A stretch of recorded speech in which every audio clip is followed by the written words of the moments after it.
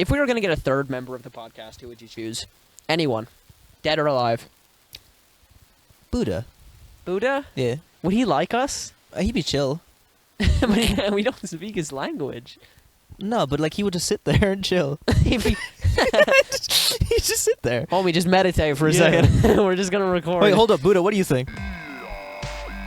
Absent vibing. He's not listening. He doesn't care. He doesn't care, but like he's there for us.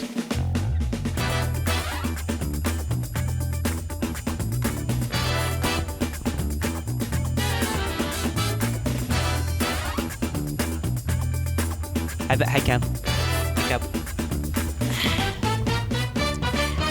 We did this. Wait, hold on. I'll do the same bit.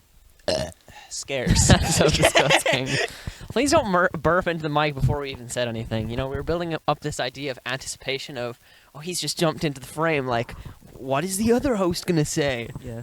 Okay, so what are you going to say? Splat. Sharpa. See, this is where we figure out what we're going to talk about. Yeah.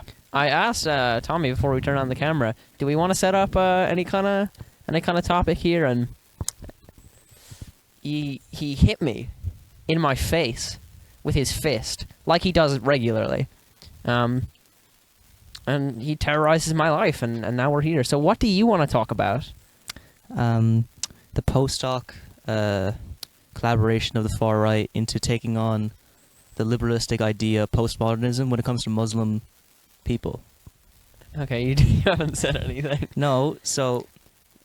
This is going to lead to something, though, and I know it is, and you're going to say something... Because we talked about this a little bit already. You're going to say something interesting, and you're going to say, no, the first thing I said, that made sense. But this doesn't make sense. You can't just set up... So, post-hoc rationalization. Step 1. Muslims, they have a whole tradition... No, you can talk. I'm just letting you go. Okay, gotcha. So, post-hoc... do you want me to go through post-hoc? So there's post, like post-apocalyptic, which is after the fact, and hoc, which is a very famous... You seem checked out. Do you want... No, I'm listening. Want to take a break? I'm listening. I mean, we've gone for a while. I'm I'm listening. Go on. So there's these people called Muslims. I know what Muslims are. Yeah. Weirdly enough. And they are very yeah, well known. They are. They. What are they? We. Whoa. Whoa. Why do you think he has a beard? Yeah. What do you think I am? Probably just one of those creatures that roam through the night. As I was saying. Skinwalker core. Can you stop interrupting me? I haven't a single time. So there's these Muslims, and there's a recent thing that my friend Kieran, who's a big TikToker enjoyer... YouTube Shorts, but... Well, same diff. And there's this lady on it who's a full sheik. Like, she has a full... Is she on. chic? No, she's Sunni. That's a... Sunni is nuts. I feel like shorts-based content in general is very bad for education, because it is just the Streisand effect, where you watch one short on something, and you believe you know everything about it. Yeah, to a whole other extent. The girly... She basically... I wasn't going to say dress up, but she just shows herself as a liberal Muslim, but it's super traditional, so she, like, kind of bridges the gap. Do we want to say the name of the channel? I don't know her name. It's, you know what it is? This is why I subscribed, and it's why I consume the content casually. Her name on YouTube is Ninja Mommy, which I think is fire. Isn't that kind of sick? That's kind of sick. So Tommy is just kind of saying this. There's this, like, idea in modern day, especially with, like, disenfranchised religions, where that you can kind of defend your own strange social and political beliefs under the guise of your disenfranchised religion. And there's this weird video of her, the main one that kind of made us look, that I was talking to Tommy about before the cast, of her basically saying that I just slapped the mic. In Muslim culture, there are only two genders, and that's just the way it is. And a lot of people in the comment section were kind of not generally praising her, because it is like a leftist page for the most part, but being like, I respect, like, your beliefs and your religion. And I just think that's very odd. The interesting thing is that she only said there's two genders in Islam. And when she says that, she's like, okay, bye guys, as if she's saying like a non-political statement. And in the comments, there's people that are like, and that's just how it is. There is only two genders. And she hearts all the comments. It's like 4 comments, and they're all just like super. Yeah. So there was a cut there, people. Why did you have to do that? I made it so Because organic. you showed your balls on If I camera. could prove that I never showed my ball. What do you think that stems from, though? Like, do you think it stems from this like? There is like this leftist idea of being very like a lot of like general people that just consume the left through like, and I do this as well, so I'm not gonna make fun of them. I don't. But like Hassan and I'm better. Hassan heads, or people that just watch Vosh or Destiny or something, and they don't think critically about the left in itself, and there is just this weird defense that Catholicism doesn't have anymore, really, because of all the rampant pedophilia, which is bad. I thought you were gonna swerve there. Well, listen, you know, there's a debate. No, but Catholicism doesn't really. Catholicism is like kind of the most slammed Western religion, at the very least. Like, it's the most made fun of.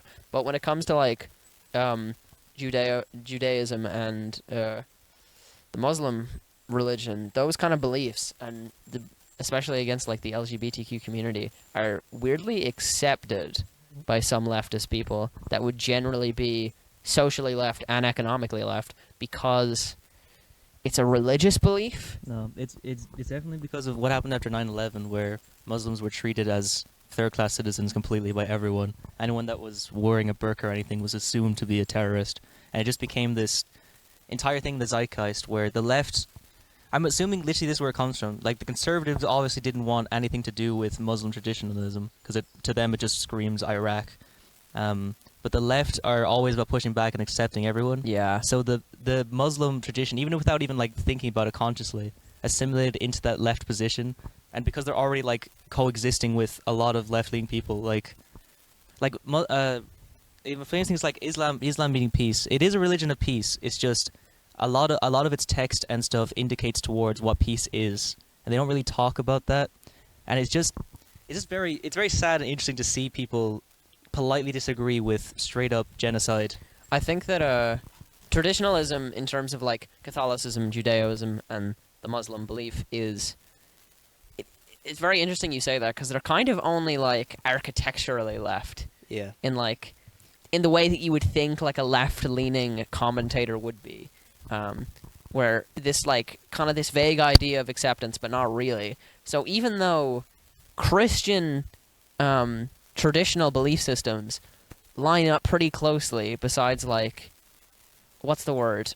Not architecture, but just like the apparel of it all lines up very much with traditional Muslim beliefs. But now traditional Muslim beliefs, because of post 9/11 and the left's defense of the Muslim belief system and Muslims as a whole, traditional Muslims online fall into left-leaning circles, which is it's so strange. Yeah, it's especially strange when I think her most popular videos are like her and her husband, where her husband is like, I'm assuming he's just a super traditional Muslim, but he doesn't show his personality at all, which is very odd to me. I don't know. The thing with Muslims is that Allah in of itself is the same like happy and pureness of like normal, of I would say normal, like Western traditions, but the difference is that the way they exercise their beliefs is so foreign to everyone else that it has to be like, if you were not left-leaning and you're just like in the middle, there's a lot of people, like especially in Ireland, who when they see people like bow down or wear a burqa, they have this innate disdain for it. Not like in a very sadistic way, but in like it's very strange. And then the people that are left, they'll accept in open arms, but there is stuff in Muslim tradition that just is not. It's not bueno, bro. As there is in every religion globally. What about Buddhism? That's pog. Nah. Nah, you can be a snail, and they'll love you for it. That's sick. Yeah. I want to be a fox, like Nick Wilde from Zootopia. You could be a fox. I For could me, be a fox. I babes. could be your fox. You know what I'm saying?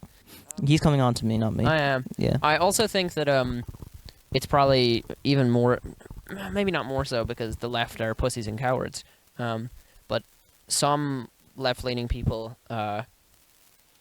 because of their defense of Palestine, they have to roll that in with all Muslim tradition.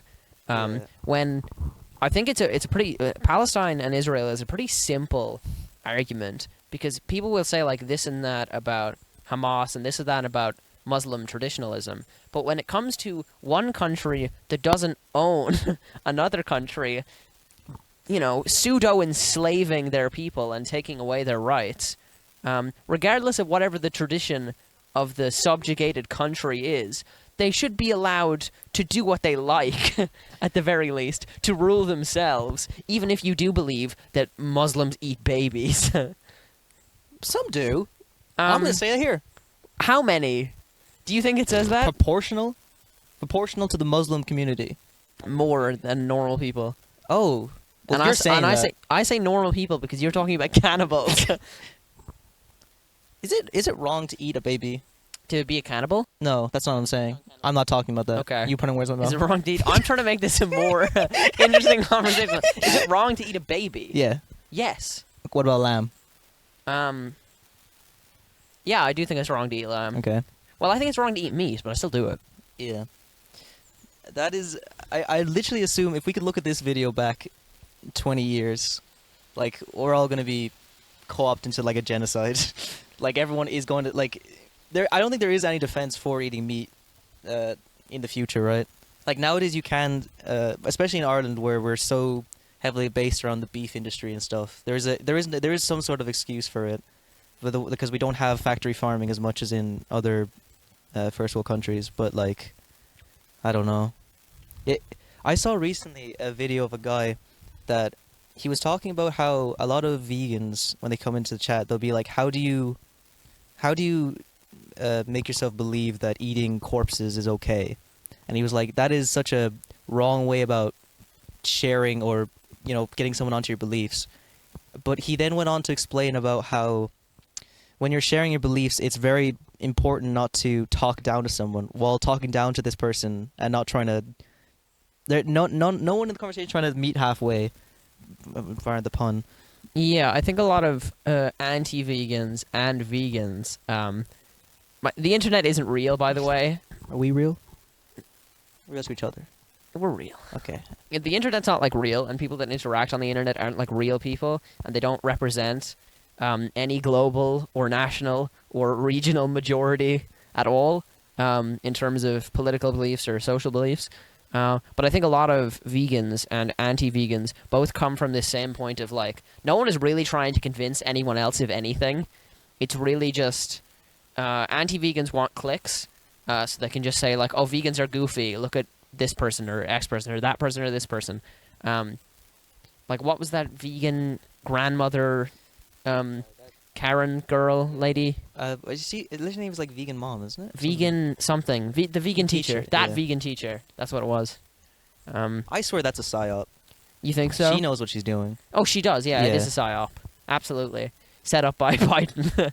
God, Biden's in his little fingers and everything. Yeah. Doesn't he? He really does. You guys ever heard of BarbieHeimer? It kind of is crazy that right-wingers will say Biden has his fingers in everything, but also he's sleepy. Sleepy Joe. He can't both be a political genius and a fool. Yeah. See the guy in Texas who just fell asleep? Yeah. That was crazy. He went eyes blank. Mm-hmm. Wild. That's dementia. And then they were asking him after, they were like, Senator, are you okay? And he's like, yup. That's literally how he said it. They were like, do you think you're still suitable to do this job, Senator? He's like, yup. Yup. God, that is like the puppet. It really shows, yeah, like, it's not real. It's not real. It's all, it's all large company investors controlling this non-human flesh sack that just parrots talking points online. Speaking of which, the fucking... I want to talk about BarbieHeimer a little bit, because I not only do I think it's a psyop in that case, it's not a psyop. Shut up. Listen. Okay. You think Do you think that both those production companies, the producers, contacted each other and tried to organize? You're not listening. BarbieHeimer. You're not listening. I'm trying to create a more TOMMY conspiracy okay mode. Okay. You listen to me now. This is Tommy's Conspiracy Hour. I get to shut up for the next 25 minutes. No, you can have input. I don't want any. I don't want to be associated You with agree. this. Okay. Okay, so BarbieHeimer. So we all know that the military-industrial complex. I like you turn your face. The industrial fucking government complex. Military industrial military complex. bears. They pay a lot of money for films like Top Gun to have a good Mhm. representation of America. Not necessarily, but just more. They give them funding if it appeases them, which just kind of leads to this capitalist kind of utopia they live in, where Hollywood always produces very cool American films going crazy. You don't get it though, because it's not the plane. Oh, it's not the plane. It's about It's the pilot. It's a pilot. So It's I about the arrived at- pilot. It's about the pilot. You know in Top Gun, all they call the Russian Chinese are just the enemy. They're the ops. They only talk about the ops. They literally only call it the enemy is incoming, and it doesn't matter who it is, and the audience understand that it doesn't matter. It doesn't matter who they are or what they look like. They're gonna get blown up. That's hype. I've never seen any Top Gun movie. And you're talking about it right now. Yeah, Okay, no, go but on. I'm saying about the ops, Mhm. Oppenheimer. So the Oppenheimer film, not to do with like any production company necessarily, but it is obviously pushed by a certain majority of Americans. But what I want to talk about, right, is that one of the biggest toy companies, Mattel. Okay. Wait, what? Have you seen Oppenheimer? No. I Isn't haven't even seen Barbie. Oppenheimer was a communist. Yeah, Yeah. the person was. I have no clue what the film's about. Okay. I just think it's a psyop. As I said, Wait, Have you TOMMY. seen Barbie? No. So you haven't seen Barbie or Oppenheimer? Right. Okay. But it is a psyop. Just to make sure we're here. TOMMY conspiracy. So they know. Yeah. He's taking his balls out again. Why do you keep doing that? So I'm looking into the camera and he's looking BarbieHeimer. real Do fucking you stupid think right it's now. odd that Mattel makes a film, Barbie, which is American, just utopic vision of a subversive feminist movie, along with same double feature, Oppenheimer. Don't you think that's so interesting? And now, listen to this. We're on the money. This is on the money. TOMMY conspiracy, listener. breaking news. There's a thing called Saw Patrol. There's a new Paw Patrol coming out, and I'm going to tell you this. It's going to happen again. They've seen the higher ups, the Biden fingers tucked in, little puppy tucks. They've seen Paw Patrol and they've seen the Saw Patrol. It's coming. TOMMY conspiracy. I actually understand what you mean, and I think you're right. But it's not a psyop, you fucking idiot. TOMMY conspiracy. Because they didn't invent Barbenheimer or Oppenbrie. It was the internet that was like Barbie Oppenheimer. But I think for the next 2 or 3 years, there are going to be a load of movies like the new Paw Patrol movie released alongside movies like Oppenheimer that companies try and advertise together. Like we saw this in gaming like 3 years ago with Doom and Animal Crossing. But that one has to be fan created because Nintendo doesn't do any kind of collaboration. There's no way. Yeah. But BarbieHeimer and Mattel are like the BarbieHeimer industry is and like BarbieHeimer industry. the BarbieHeimer effect is what I'm calling it. Tommy, there is no way that they knew. There's no way you could come up with this idea in a marketing room and know that it would translate to box office hits. No, but they definitely co-opt any kind of fire kindling of it. Like Yeah, no, but that's not a psyop, you fucking idiot. No, listen. What do you think a psyop is? You told me to listen, then you asked me a question. Yeah, I'm listening to my questions. A psyop has to be, at the very least, Premeditated? set up. A psyop can't, it can't just be born. Do you think when the government does something, like the government itself is in like, or a big corporation does something that is like in its own interest, but isn't like kind of isn't created by an individual or individuals? Like, do you think that can be a psyop? What do you mean? You've said nothing to me.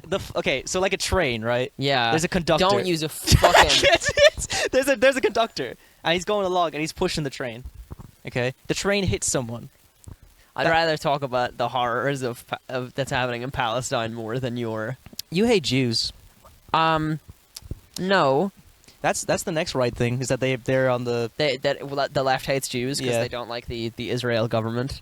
It's pretty cool though. The weapons they have. Do you know how Israel courts work? Huh? If you get convicted of a crime in Palestine, which can be anything, and you're a Palestinian, you go to an Israeli court full of Israelis that cool. hate you, and then you sit there for like 15 minutes, and they go, "What's your case?" And they just make up some shit, and then they send you to the hole. That's literally how it works. It's kind of fucking crazy. It's like Israel and Palestine is one of the most clear-cut. I don't even like calling it a conflict, because it's not a conflict, it's just a takeover. The people of Palestine own the land they lived on, and still do live on, but just get driven out because of a book about the Holy Land. The reason that evangelical Christians are pro-Israel, because they hate Jews. Like, they do hate Jews. But the reason that they're pro-Israel is because it says at the end of the Bible that the second coming of Satan and the mark of the beast will appear after conflicts in Israel, which is the Holy Land, enlarged to encompass the entire world. So they want Israel to own all this land so it can start more war and fight with Palestine more and more and more and more. They don't want any resolution because they think for the last thousands of years, every evangelical Christian has thought that the mark of the beast is coming now. Like, remember contactless payments were seen as the mark of the beast? Because it was thought that when you had the mark of the beast, which it's, I don't know, if you don't know the context of this, it doesn't really matter that much, but it's just this story at the end of the Bible that is basically the rapture, and everything surrounding the rapture. When you have the mark of the beast, which is like what the Antichrist will give you, that if you don't have the mark of the beast, you won't be able to buy anything. Only the people that have submitted themselves to the Antichrist will be able to pay for things. So the idea of a credit card, or even cash back in the day, or the gold standard going away, was all a sign of the mark of the beast. It's insane. It's a self-fulfilling psyop, a story that you can implant on reality. I hate that you've said that it's a psyop. No, so this is hard to spell out. C-I-A-or-A-N. No, you have to do the point. What? Do the pointing thing. C-I-A-or-A-N. That's not... No, the camera is here. The plane of... You're watching it. This is such a tip. Such a cool thing, bears. I don't know. The Bible is an interesting one. I like the Quran. They split the moon in that. Do you think that they're going to get the speaker guy back in Skibidi Toilet? Episode 55? Listen. Have you ever heard of Skibidi Toilet? It's a... What do you think our demographic is? Your dad... Skibidi bum bum do yes yes. Right. Skibidi don't want me. As a quick recap, as someone who's intimately familiar with Skibidi Toilet... Experts, even. Well, expert. You don't know shit. I watch these episodes before you do. You're the everyman. Skibidi Toilets is... I wonder if I describe a Skibidi Toilet and you describe a Skibidi Toilet, I think we'll have very different answers to what a Skibidi Toilet is. Okay. To me, a Skibidi Toilet is a guy... A Skibidi Toilet, not the series. The concept of the Skibidi Toilet. Actually, just don't move your hands to the center of the screen because we can just play Skibidi Toilet videos on me right here. So there's a guy from Gmod who has a head in a toilet, and the toilets take over the world, and they eradicate all humans and systematically take over other humans to become more Skibidi Toilets. And they sing this song called Skibidi, and it goes Skibidi Skibidi Toilet. It has no other reason for existing besides views and being quirked up for youngins. And being sick and dope and nasty. And epic and stinky awesome. Stinky nasty like a triple flip. It's made by a guy who makes it every 3 days. Dog. It has to be something more. There has to be something deeper to Skibidi Toilet. It has 30 million views. Do you think Skibidi Toilet is a pro-Palestinian psyop? Because Tommy thought that the Skibidi Toilets were the good guys and that we're being oppressed, even though their heads that go Skibidi bop bop beep beep. They seemed happy. Yeah, why didn't everyone just submit? I think fascists are happy in a fascist world. Yeah, why doesn't everyone just submit? Why doesn't everyone just submit? Do you want to talk about how God's fascist? I feel like we're gonna alienate some people. Okay. I can't create I can't write a character anymore in my head. This is how leftist pilled I am. I can't write a character anymore, whether it be for a tabletop game like D&D or just writing a character in general, without thinking of the concept of, if they believe in God, do they somewhere deep down truly do believe in a fascist leader? Because it's, in any god, even if it's like Zeus or whatever, because they're like infallible or something, it doesn't really matter. It's a leader you didn't choose. Even if they're good, it's a leader you didn't choose. A leader that some don't want. Even if they're all-powerful, all-knowing. You basically don't live. Like, you don't have a choice in the matter. The only good option is to submit. But it's not even a good option, because you don't really exist. You're like a chess piece. Yeah. If there's God, there's determinism. We're having this conversation with someone about free will, about like, even from like a scientific perspective, where you kind of are the senses that you are and all that. Like, God coming into that, God like explicitly says humans have free will, but in a world that he knows what's going to happen implicitly because he's like all powerful. He knows what you're going to do. I don't understand how that works together. I don't, like, you're doing mental flips. You can't have free will and also be And have a plan. and have a plan. Yeah. It does not compute unless there's like multiple different dimensions that we like all exist on, where like our choices go into another one. We don't see it or perceive it, but he does. Oh, what is it? The Multiple gun theory? If you have like a branch, like a point here where you make the decision to shoot yourself, there's one universe where you die, another one where you live. The universe where you die, there's no more choices to be made, so it's dead end. The universe where you live, there's another choice to be made of if you kill yourself and if you're not. The universe where you live always has to have, there always has to be a continuation, and that consciousness always will exist. Even if you die, you will still exist. Does that make sense? Yeah. It's crazy. We should smoke weed. Can you imagine if we did a weed cast? Weed cast? If we did a weed cast, I'm saying this right now because he's listening. Episode 100, we get my dad on and we do a weed cast. We're not gonna get Evelyn 100. That's 2 years. Oh That's yeah, 2 it years is. of There's content. no way you'll be dead. No way. Do you think one of us will be dead within the next 2 years? No. No, you don't think so? No. I think I might be dead. Why? What would Just you some, You don't do shit. just some horrible just some horrible accident, some tragedy that would befall me. If you was a snake, you would punch it. Like, to prove me wrong. Yeah, I would. I'd be like, Tommy, look at that. He thinks he can take on a 300-pound anaconda. I didn't say that. I said I could take on any snake. Which includes 300-pound You're anaconda. getting too specific. Okay. Okay. What about just like a rattlesnake? Yeah, of course I could. Do you know what a rattlesnake is? Yeah, it goes. Do you know if they're venomous? Doesn't matter. Right. I'm not going to eat it. If there was an anaconda 300 pounds and it was venomous, like, do you think that's GG? When it attaches to me, do I start being mean? And do I get the black suit? How venomous is it? Podcast. Pum against the What other things do we got? Let's look at the topics. I Spy topics. Like we have anything written down. Topic. Well, you always talk about Satan and the story of Satan. God is a fascist. Okay. Yeah. This is not Tommy Conspiracy. This is what I believe as an individual. I also believe this. Yeah. This is not Tommy Conspiracy. So he watched one anime. I watched this anime called Devilman Crybaby, and it kind of sucks, but it's also the best thing ever made. The story of Paradise Lost, which I think if anyone older in the audience, your dad, has probably heard the story of Paradise Lost about Lucifer, the fallen angel who's cast out of heaven, has to find his way back and ends up in the Garden of Eden and makes them eat the apple. Yada yada yada. He is the bad one. The story of Lucifer is it is so relatable to people. Like, even the guy that wrote it, we don't know much about it, how he felt about the story itself. But the story of a guy who realizes his life is meaningless. It is the machinations of an all-powerful guy, and he does not get to make any choices. Even if he did make a choice, he would know it's from God. So he stands to reason that he wants this to end. He wants all the people here to all the angels and shit to actually understand him as an individual.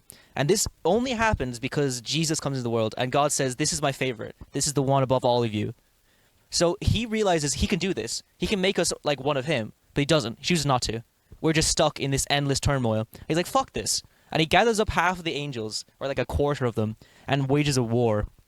It doesn't even start. He gets all of them, sits on a throne, and instantly gets fucked off into the abyss of the void. And God is just like, yeah, no, fuck you. You don't get to stand up or make a choice. If you want to make a choice, go somewhere else. So he lets him off into an endless void and creates this, because God makes everything. He makes like the world and the universe and everything. He makes hell for him to sit in and toil, and he makes like visions of like God, like despair and pain and fear. That if the devil ever goes past them, it releases them onto the world. So he guilts them into not doing anything, and instead the devil like talks to these like entities, ethereal entities of like fear, despair, and death, and he convinced them that yes, I want to go through with this because it doesn't stand to me to do the other way around. And this whole time God is like, yeah, okay, yep, you can do this, fine. Goes onto Earth, and because the devil in the story, because the devil did all this, it's his fault that humanity is bad.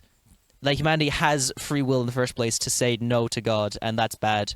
It is like it is the Wait, at the end of Paradise Lost is the conclusion that Jesus didn't grant people free will? No, so in the little Bible lore, the New Testament it's called the New Testament because he makes a new covenant with humanity that when he dies, all their sins are forgiven and they can live without the Garden of Eden, basically. Yeah. But in this version of it, Jesus isn't born yet. He's just in heaven. That's just how it's portrayed in the poem.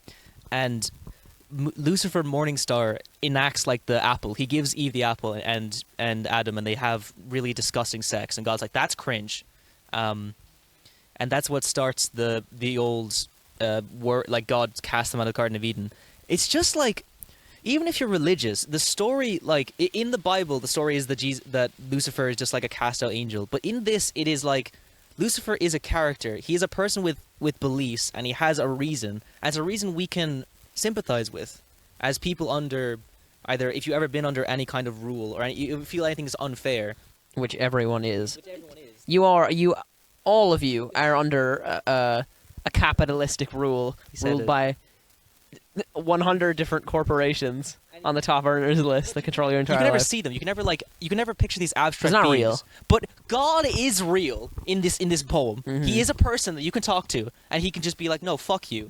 Manifested, undefeatable in any meaningful way. And he himself declares himself goodness in all that goodness entails, and everything you do. When he has evil. created the concept of goodness.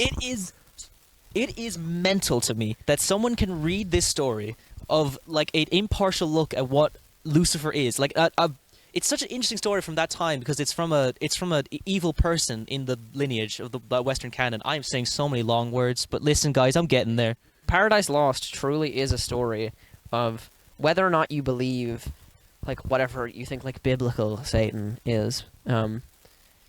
Paradise Lost is a story about someone who lived, who wanted to be free. And that's the story. And people, for some reason, there's sin in that. Because it's defying God, and it has to be sin, because you can't, it's not you can't defy the established. Dude. Dude. I even like we have a good friend named Adam who we talk about on the show sometimes. He's cool. I don't think we talk about Adam on the show at all. We made reference. It's fine. Did we? Okay. And he's very religious, but he can see in his little logical brain that Lucifer. That it makes sense. Like from our perspective, like that man would see Lucifer as the relatively like sane one in the scenario. But from his perspective, because God is all good, there can be no other. And all-knowing? And all-knowing. That he must... Is it that he must know something more? Yeah, there has to be. It cannot be that Lucifer is right. Or even not even right, just sympathetic. There's no universe that exists. But why does Lucifer exist then? Because he must exist for a reason. If you believe... Because God can't both be completely... omnipotent, completely all-knowing, and also allow Lucifer to defy him. Why did Lucifer... If you believe that, then you can't believe in that Lucifer granted people free will, because Lucifer wasn't acting in free will. He was... If you believe that God is all-knowing, then God wanted Lucifer, or at least allowed Lucifer to defy him, and allowed Lucifer to grant people free will. So in essence, God granted people free will. The answer to that is like, it's like if God is omnipotent, can he make a stone that he can't lift? And the answer is yes he can. For some reason, the concept of God gets rid of our concept of logic. Like if you're religious, that's fine. If you're like a logical human who thinks in logic words, and you think of like this entity cannot exist, it doesn't make sense. The belief system someone else has just disagrees with you, like fundamentally. There's nothing you can do. Well, God could exist. The God that we're talking about, this omnipotent God. But it doesn't help. In a world that you believe this, I think most even evangelical Christians believe these things that are just aesthetically Christian. For thousands of years, they've just been... Being anti-gay has just been aesthetically Christian. Being anti-race mixing has just been aesthetically Christian. Hold on. Race mixing... Shut up! But that kind of idea has just been perpetuated, but the actual belief of true, unboiled down, biblical Christianity is that God is everything, God is all-knowing. It is determinism.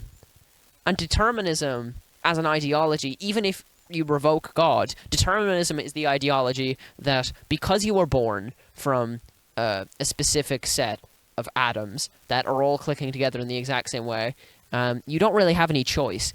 Even if you make it more like grounded, you didn't choose where you were born. You didn't choose who raised you. You don't choose what experiences you have. Really, I believe this. Everything you are is just what you experience and the genetic genes you were born with. So it truly means that you don't really make choices, because all the choices that you were ever going to make, you could make anyway. But determinism can be argued because it's a logical belief system. Even though I believe that it's not helpful in any way, you can challenge somebody who believes in determinism. But when it comes to God, you create a being that is determinism, that controls all, that cannot be disobeyed in any way, because to disobey him would to obey him. Yeah. It is... It's not even circular reasoning. It's just not reasoning. You're putting my guy is the bestest. But I don't even think... People don't believe that, though. No. Like, Christians don't believe... Even evangelical Christians that will explain it that way, they don't practice themselves like they believe in determinism. Because they truly don't believe in determinism. Because if you believed in determinism, it doesn't matter. Nothing matters. Nothing will ever matter. Because everything you were ever going to do has basically already happened anyway. Yeah. It might as well have. The entire universe might as well be over. And I believe that determinism can very well be true, but it's not helpful. It doesn't add anything. So viewing God as this omnipotent being, it doesn't mean anything. If he's all-knowing, if he creates everything, you cannot sin. Yeah. Sin isn't real. Because you didn't have a choice. You couldn't have made another decision. And he has allowed you to sin. You are following God's ultimate plan when you sin in that way. It is interesting as well when people have like the natural position that if God is all good, why does he let evil happen? And they have to like coincide that in their brain. But it's not even like, from God's perspective, there is no evil besides the ones he lets go. Like, I don't know how you can subsist off of like the 10 Commandments and believe someone that like breaks any of those 10 Commandments is evil. Like, the easiest one is killing. Like, a lot of people say killing is okay in like times of war or in self-defense, but then they won't go all the way with that, where like if people have mental illness and they kill themselves, people will say like they go to hell. Which is it's incredible that works like that. Yeah. Just like it doesn't. Yeah, I don't know. You want to talk about Albert Camus? Who is that? We're gonna get some hopium.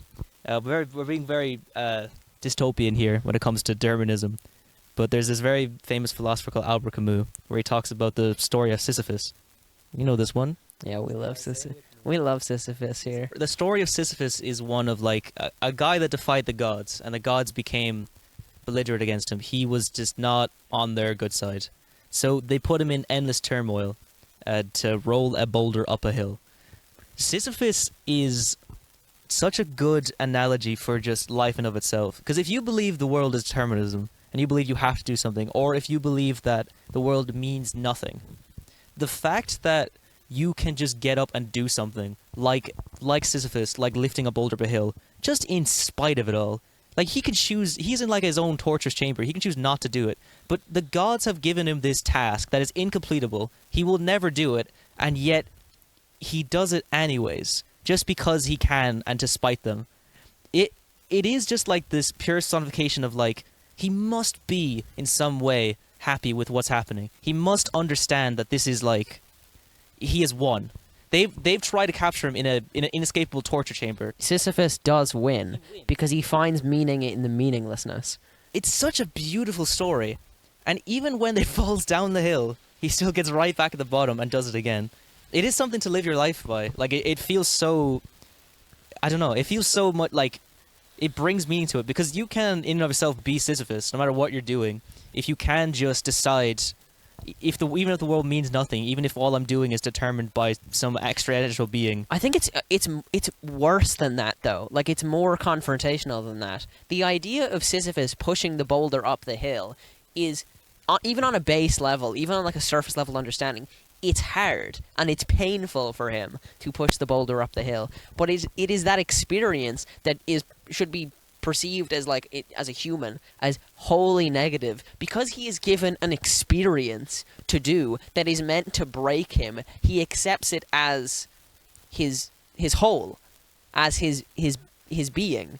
And when he pushes the boulder up the hill, it's not him feeling this sense of accomplishment, but yet this paired dread that though he has won, this is going to be the rest of his life. In some way, he has found, not happiness, because happiness isn't, like, real. It's not, like, that's a whole other thing. It's not happiness, it's meaning. It's even more so than just going through the motions. Even if your life is only suffering the whole way, and you push the boulder up the hill, and it falls back down, you are still alive. And pushing the boulder instead of doing nothing is, even though you know for certain that it's going to fall back down, is in spite of your own existence. It's in spite of life. Yeah. Sisyphus is like just a complete boiled down version of the human condition. Yeah, except the absurd, because shit's goofy sometimes. And just keep going, man. But also, your life is probably not going to be that bad. Let's be real. Well, even in the worst situation, it's still not bad, bro. Well, no, it's probably bad, but... Well, like, abstractly. There's joy in everything. Yeah, he was talking before the show about CBT, cognitive behavioral therapy. Yeah, I was. And he said, no, Tommy, that's cock and ball torture. Yeah. And he was this little cage, and they get a key, and they go, ah! What? You know chastity cages? Do you know what they are? No, please. Wait, do you actually not? They put a little cage on your cock and your balls. How? Like a bird cage? It's a cage that is the shape of your balls and your cock and your balls. Like, is it a bird cage like long ways? Yeah, it is. Yeah, exactly. You're right. It kind of looks like that. And they fit it so that it fits your penis, so that if you get erect, your flaccid penis fits the cage. But when you get erect, it's if you really had enough force, you would burst out of the cage. But because it's constricting you, so that cock and ball torture will be like some girl like dressed as Black Widow, and then the guy's like, ah! Wait, but what is pleasurable about Nothing. Nothing at all. I think it's the suffering. I think they like the suffering. They're like, not, what is it called? Masochism? Masochism, yeah. They like the suffering of it. You could be masochistic even in like, I suppose like the easy example is like violence. Like if you're training in a circle in the middle of the woods grappling, like, and you hurt each other really bad. Yeah. It's technically masochistic. You're enjoying the pain of it. But you're not enjoying your own pain. Yeah, but what I mean is that like that's what masochism is like down to a boil. But this isn't masochism. This is like there's nothing. This is goofy. This is a cage on a goofy man. off. This is a cage on a man's cock and balls. Can you imagine being? You are that man. You have lived a life. Like you have. Maybe I'm being conservative here, but you are a man. You've lived a normal life. Like you've lived a relatively like tame ass life, and things just ramp up and ramp up and ramp up, and you're sitting in this white box like this with a cage on your cock and balls, and you're just like. This is me. Like this is who I am. This cage is my boulder. Right. And you just keep getting harder and harder, and yet your dick never escapes. But you enjoy it anyway. Yes. That's crazy. It truly is the beautiful. You know, some may say there's beauty in what we call hell. One day they'll get the reference. Like one day it'll be big. It'll be huge. I don't think it will. You don't want to sell. Tommy made this tabletop RPG called Beauty in Hell. You're not going to sell it, though. Nah. That's cringe. Okay. Wait, do we want to leak or, like, just plant the little seed of our... Everything else funnels into this. They are... What's the thing that... we're like Slimesicle. This is the Slimesicle channel, and then all those are like, just roll with it. But are you saying Slimesicle is the funnel? No, the other things are the funnel. You're not right. You're so wrong. I don't know why he doesn't promote just roll. Slimesicle is this YouTuber. He creates like gaming style content, and he makes like one video a year now, but they're always bangers. And he has a podcast that I love called Just Roll With It. It's a D&D podcast, and he barely promotes it, barely. And I think it's because he wants it to live by itself. We don't want that. We don't actually care about this podcast really. It's all just a frame. It's all just a scheme. We're not actually friends. Well, we're more than friends. You're so bad at acting. I don't love you. That's why I'm not. That's why I can't do it. Yeah. I'll be licking my lips. I'll be going. I'm gonna be putting that cage on this boy after this podcast. Man. Can you share a cage with someone? Yeah, you just gotta. That seems cool. I'm not gonna lie. That's brother bonding. Yeah, that's bonding. You think you would get closer with someone if you did that? Well, physically, yeah. Yeah, well, I know touch. physically. That's so interesting. Is there like women belts? This is going to be the next thing that Jordan tweets out, Mr. Peterson, and he's going to tweet it out like, they're putting men's dicks in cages. They're doing it. It's just like a crustacean. Like, if it's like a sponge that if something is too moist, it reacts and it spikes. Like a puffer fish? Yeah. Inverse pufferfish. Yeah, okay. Like, chastity belt is such a male-dominated field. You need to get in there. I wonder, how would a chastity belt for a woman work? I think it is literally like a sponge. You put a sponge in, and then if the sponge is wet, it attacks.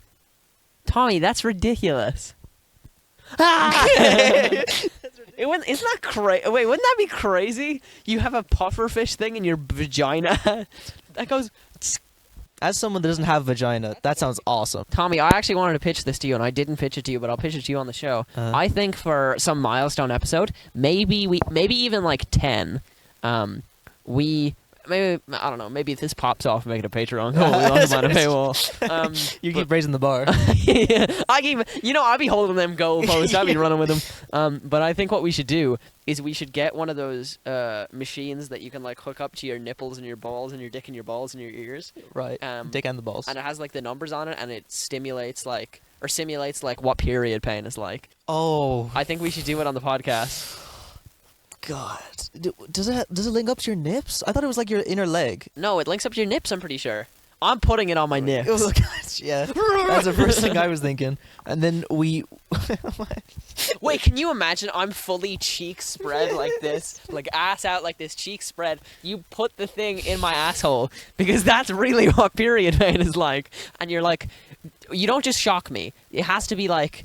I have to do something bad. So you have to be like, if you use the letter E in a sentence. Yeah, you have to be a bad boy. And then I do it, and then you go, yeah, because then if there's not the challenge, I won't enjoy it. Right. And then you crank it up to 10, and I'm like, rah! And this is art. And this is art. You know what my dad was doing while we were on holiday? My dad would take a shit, and it would smell like garbage, and then he'd come out of the toilet, and he'd be like, Kieran, is this art? And he'd put it in the toilet. And he did that for like 3 days straight. Where anytime he did anything, he would ask me if it was art. It is art, though. His shit. Yeah. Yeah, I think so. If we were going to get a third member of the podcast, who would you choose? Anyone. Dead or alive. Buddha. Buddha? Yeah. Would he like us? He'd be chill. We don't speak his language. No, but like he would just sit there and chill. He'd be- He'd just sit there. Homie, just meditate for a Yeah. second. We're just going to record. Wait, hold up, Buddha. What do you think? Absent, vibing. He's not listening. He doesn't care. He doesn't care, but like he's there for us. He is always there for me when I need him. I think Buddhism is an interesting religion because it's way more like built in reality than a lot of other religions, even though it is way more wishy-washy. like the idea of Buddha understanding there's pain in everything, and the concept of not pushing away from that but instead accepting it, and that's what brings you happiness, is one that's like super modern. And Mm-hmm. and then we have like chastity That's why you belts. go to the gym Yeah. and put on the chastity belt at the gym challenge. Yeah. One of my favorite phrases I've ever heard is, this is a serious thing, if you're not fully hard at the gym, you're not getting a good pump. What? But you're using a lot of blood. Gym bros are... I feel Maybe like you're not using a lot of I'm blood. like semi-immersed in the gym bro online community. They're so homosexual. I saw this video of the guy. I thought it was a bit. He was standing up like this. He had his shirt off. And he was like, guys, when you're at the beach and you want to look like you got a good chest, like a good upper body, and he flicks his nipples. And he's like, flick your nipples will get hard. And then it'll make your chest look bigger. And I was like, oh, this is a bit, like, this is comedian. And then his next two tips are like, oh, just tense or whatever. Like, it's like normal. And I'm like, no, he was serious. This man likes boys. Do you think that's wrong? No, I think he likes boys, and there's so many men that be pumping iron, but they just want to be pumping cock. What do you think of the concept of getting rid of gender entirely? Gender abolition? It's kind of inevitable. I feel like the idea of like a gender abolitionist is like comedic to me, because you can't really actively abolish gender. There's just going to be societal changes, because the reason now that like labels exist when it comes to gender is mostly for like acceptance and stuff, and for categorization, because like non-binary people haven't been widely known for the past, like, even like 100 years ago. The average person would have no idea what a non-binary person is. The reason those labels exist is because of how much we've discriminated against people with separate gender identities. But so like gender abolition to me is kind of inevitable. I don't think it's I think it definitely is something to be striving towards, but I also think we're either going to all die in the heat death of capitalism, or we're all going to become like tentacle entities anyway. Because science and like Borging and getting your chastity belt like implanted into your dick and balls, like drilled in. Yeah. Our biology is going to warp and evolve so much that I think gender identity is just going to fall to the wayside, because it'll become, and even in the next 50 years, it'll become so much more difficult to tell what somebody's sex is just by looking at them. It's so easy to catch out transphobes, because they'll be like I remember I saw this video of Ben Shapiro criticizing this female-to-male transgender person, and Ben kept accidentally correctly gendering him. And 1 second Ben would be like, she this, and then Ben would be like, she, because he's a man, yeah. Ben. Because he's a man, and he looks like a man, and he wants to be a man. So, man, he's a man, and you think he's a man, too. Yeah. Because there's no difference, because it doesn't mean anything. When do you think intersex people, and the fact that there is more sexes than two, is going to enter the public conscience? I think it's literally now. It's knocking on the door? Yeah, when it comes to trans people in sports. Yeah. Helicopter pause. It's a SWAT helicopter, ACAP! Oh. It's not, I made that up. Alright. I just like shouting helicopters. That's cool. Your ass is in frame. Oh, his ass is in frame. Everyone look at his ass. Wait, look at his ass. Can't see the Content. curves. Put your ass. His ass is in frame. I don't think they can see it at all. Yeah, we're still recording. That's impressive. What about the power? Right. I'll just. Yeah. It's. Oh. Don't use. Don't Skibidi don't yes. Skibidi don't fear. What were we talking about? I'm like Lord of the Rings Gollum. Right. No, yeah, maybe. I think I am. What were we talking about for the helicopter game? I think Lord of the Rings Gollum, and it's Like the video game. $70 video game. was it $70? No way. $70. And then did you see the development team put out a statement basically being like, "We're sorry for making the game." After a week as well. Yeah. And it happened, you know that you can see that thing the minute you open the game. It wasn't just online. When you open the game, it tells you, "We're sorry for making this dog shit game." Jedi Survivor did something similar, where people liked that game, but it had really bad frame rate issues and performance on lower end PCs, which wasn't like supposed to be an issue. Like it's not inherent to the game that it's an issue. It's just like a problem that can be solved through updates. But they were basically like, the reason the FPS is so low is because your machines are garbage. But they were also like company spoke, like companies speak, and they were like, "We're sorry. Ooh, we're sorry." Would you say sorry if you made a bad game? No. Damn right. I want to make one video game, and I want to build my way up to make a AAA video game. Somehow swindle my way in and make the development team like work in cubicles and not communicate with one another. And basically, see what happens. Basically, each develop a different section of the game, and the same with the artist. So the art style is inconsistent, and then just release it, and then be like, just run away, like never say anything. And the development team has to be like, "Yeah, so our creative director just ran out the front door the minute we released the game." Yeah, I don't know how far you get with that, honestly. I wouldn't get in the front door. I wouldn't even get on a development team, let alone leading one. If there's any like big developer like EA or Want to fund me? Ubisoft, Yeah. the interesting thing about development when it comes to like that, you know what Microsoft is like? 4.5 trillion, like market cap. I don't really know what market cap means. I'm going to be honest. Like when it comes to stock market, there's a like a valuation of a company about how much it's worth, and basically it's a good way of like kind of figuring out what their moving capital is, like how much they can buy shit for, basically how much money they got. And Microsoft is 4.5 trillion. So recently is trying to buy Blizzard, Activision Blizzard. Didn't they get accepted? That's the story. Okay. So the story we're going. The Activision Blizzard deal got blocked in countries like England and a few parts of Europe for being anti-consumer. As it is. It is, yeah, blatantly. Because it is anti-consumer. And what happened then is Sony has had like, it's been Sony, Microsoft, Nintendo. That's like the big three in console gaming anyways.